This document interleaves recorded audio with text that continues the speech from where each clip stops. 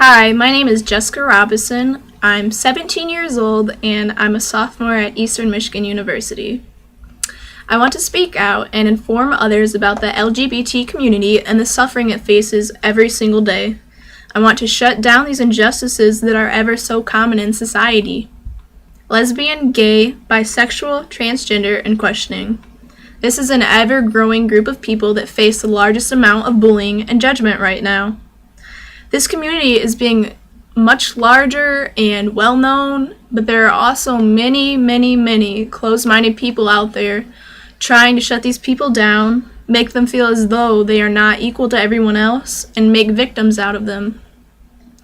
According to the Counselor Education newsletter, statistics suggest that youth hear anti-gay remarks approximately 25 times in an average school day, or more specifically, 1 every 14 minutes. Verbal and physical harassment are far too common for this community. As we all know, there has been almost an epidemic of suicides this past year. Names such as Tyler Clemente, Asher Brown, Seth Walsh, and Raymond Chase should be very familiar names. All of these boys have been reported on the news for committing suicide, all of them being a part of the LGBT community, and the youngest being only a mere 13 years old. No one should ever have to turn to suicide, never feel like they have nowhere else to turn to but to take their own life. One time or another, we have all felt bullied or been judged by others. Let's stop this and put an end to it right now. So, what exactly can you do to help this cause? As a parent, accept your children and give them resources they can turn to for education, help, and extra support. Don't allow your own child to feel like they can't turn to you when they're being bullied or hurt. Families are very vital, and if someone feels their own family can accept them, then how will the rest of the world? The Family Acceptance Project is one of the many projects out there, and this one specifically focuses on decreasing rejection and increasing support within families. As a teacher, stop turning your shoulder to name-calling and slurs in the classrooms, halls, and lunchrooms. Intervene and show this isn't morally right. My high school was very close-knit and used to be very judgmental of others. I can recall a good friend of mine coming out 3 years ago. The countless times he dealt with name-calling and having food thrown at him, never once did a teacher intervene. Thankfully, he did have support of friends, and he still does now. Middle school and high school can be one of the most judgmental times in a person's life. There are cliques, a large focus on popularity, and outcasts being put practically in a spotlight to be bullied and judged. In the big picture, everyone just wants to fit in and be accepted.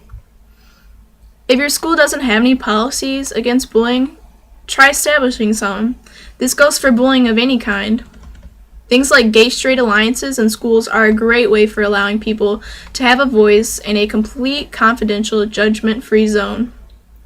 As a teacher, you are very crucial in having a voice for students whether you think so or not.